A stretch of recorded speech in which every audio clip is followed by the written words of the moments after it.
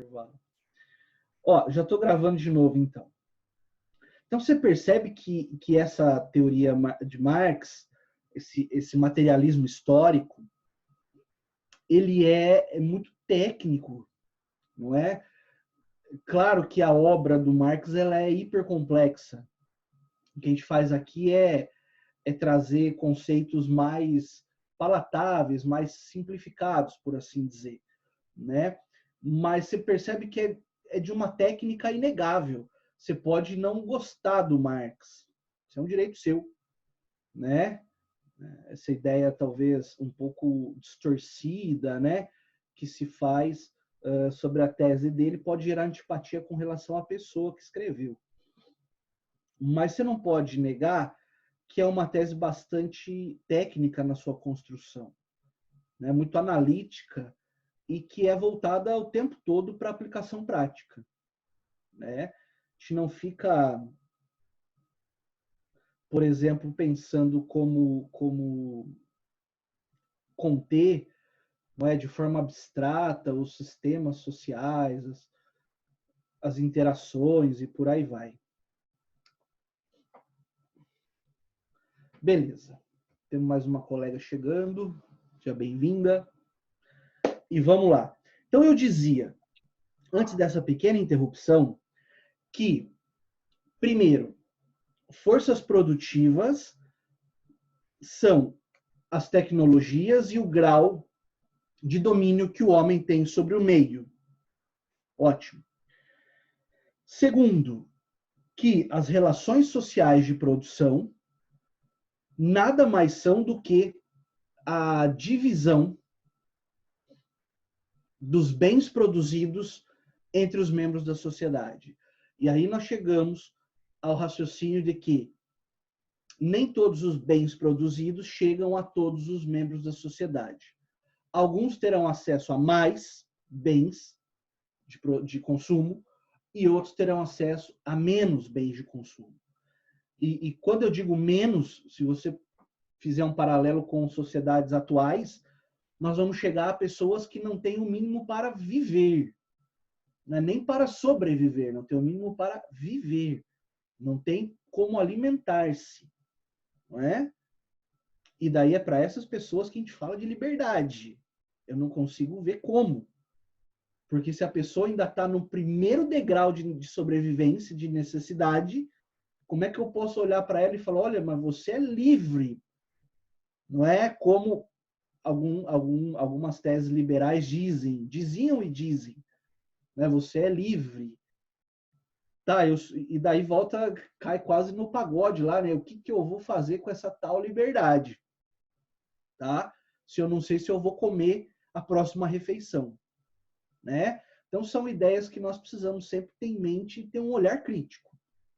Pois bem, quando nós vemos essa desigualdade no acesso aos meios de produção, nós vemos que se desenvolve a luta de classes, que era o último tema que eu dizia, que é, de forma resumida, uma classe classificada por Marx como explorada, que é o proletário, que é o trabalhador.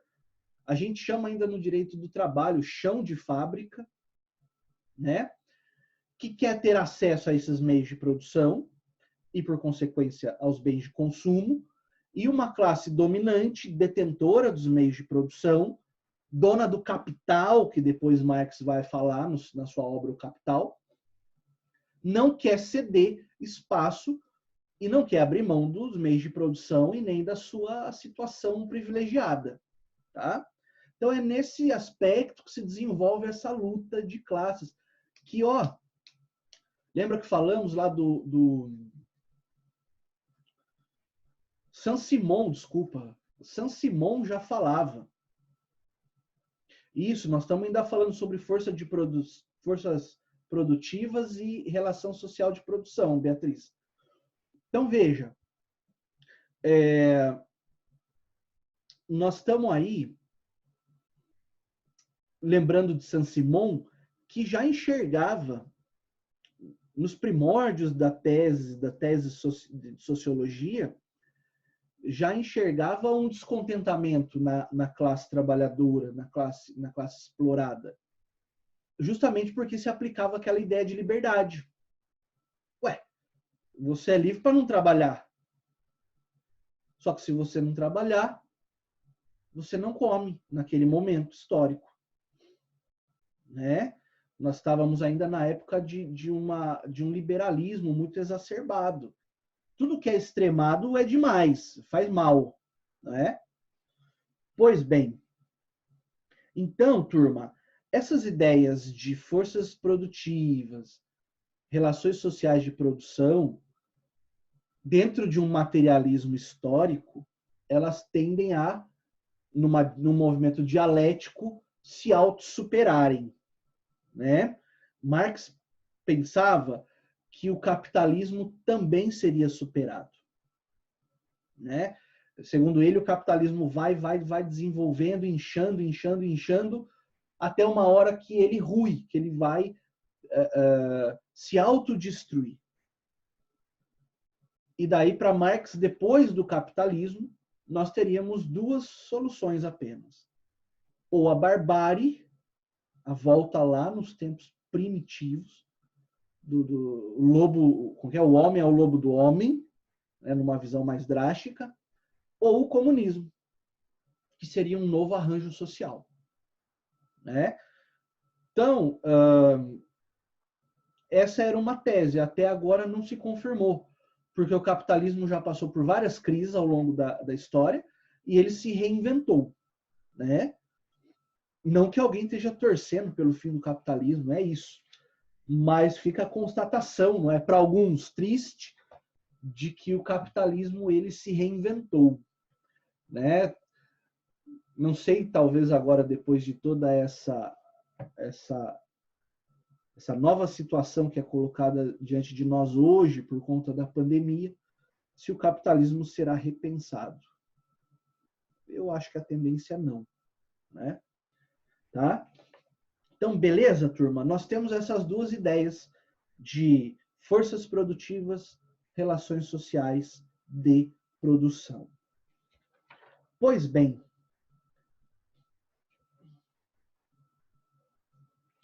eu vou 10h30, eu vou usar mais 10 minutinhos da paciência de vocês, nem isso, para entrar num tema que vai estar no próximo material, mas eu já vou incluir aqui, que é a história ou a ideia de exploração do homem.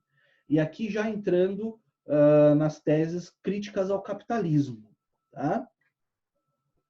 Pessoal, o Karl Marx ele pensava no seguinte, de que desde sempre, desde que a sociedade vem se desenvolvendo, o homem é explorado pelo homem. Parece bastante assertiva essa ideia dele. Se você pensar, vou voltar lá no Egito Antigo e sempre trazendo de lá para cá. Se você pensar no Egito Antigo, havia pessoas exploradas, os escravos. Se você pensar na Grécia Antiga, o berço da democracia, havia pessoas exploradas, os escravos. Na verdade, eu só posso falar em desenvolvimento da democracia porque existia um sistema escravagista. Não é porque enquanto o escravo trabalhava, o seu senhor, filósofo, tinha tempo para pensar a vida e pensar as coisas. Né? Eu não falo isso em tom de crítica, mas de mera constatação. Depois, quando nós passamos para o sistema romano, também tenho figura de escravos. Né? Tenho, por exemplo, figura dos gladiadores que se matavam nas arenas para o entretenimento do público. Né? E aí um pensamento até utilitarista, né? Que vocês também já devem ter visto, Jeremy Bentham, e por aí vai. Depois, se você passar para a Idade Média, eu tenho a figura do vassalo, explorado pelo seu suzerano, né? Pelo seu senhor de terras.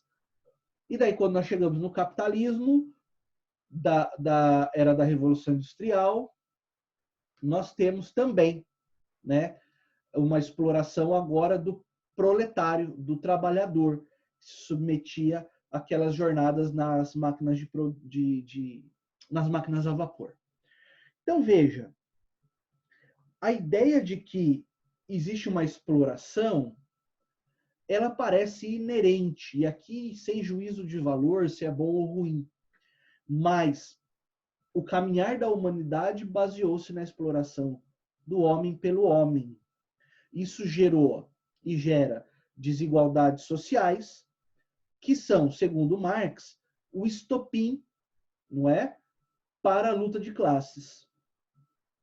Claro que esses conflitos em determinados momentos históricos foram mais violentos, notadamente no desenvolvimento da primeira Revolução Industrial, né, quando nós vemos, por exemplo, tentativas de greve que foram reprimidas com tiro, com morte, com sangue. Não é? A história do Dia da Mulher, por exemplo, ilustra bem essas circunstâncias, mulheres que se cruzaram os braços em greve e morreram lá queimadas no interior da fábrica, dia 8 de março. Pois bem, então para que a gente possa encerrar, e eu vou abrir para dúvidas depois, vocês fiquem à vontade, nós vamos parar por aqui agora, com essa ideia de exploração do homem pelo homem, que gera a luta de classes, que gera, em certa medida, uma violência. Não mais uma violência física, né? Mas uma violência hoje simbólica. A luta de classes continua acontecendo, ela não vai cessar nunca. Mas por conta de aspectos ideológicos, aspectos de dominação que fogem da seara física e atingem a seara psicológica das pessoas, hoje não é necessário um chicote mais para dominar o outro, da classe subalterna. É necessário uma ideologia bem colocada. E daí a ideia também em Marx, né, a crítica à ideologia. Uma ideologia de dominação tão bem arquitetada, que daí envolve meios de comunicação, envolve todo tipo de relação não física, no qual... Desculpa, vocês estão me ouvindo ainda? Eu apertei alguma coisa aqui que caiu.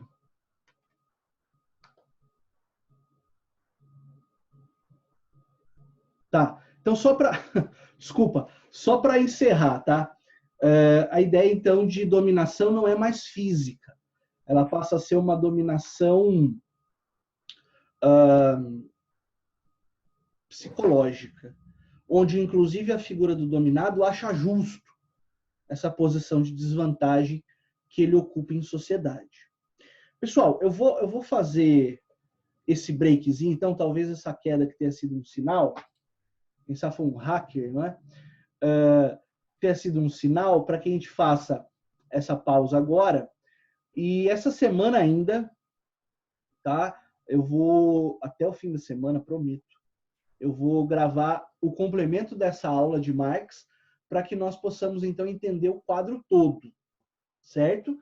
Para daí, na segunda-feira que vem, nós conversarmos já sobre o nosso amigo Max Weber, também de suma importância para o desenvolvimento do pensamento ocidental como um todo. Tá?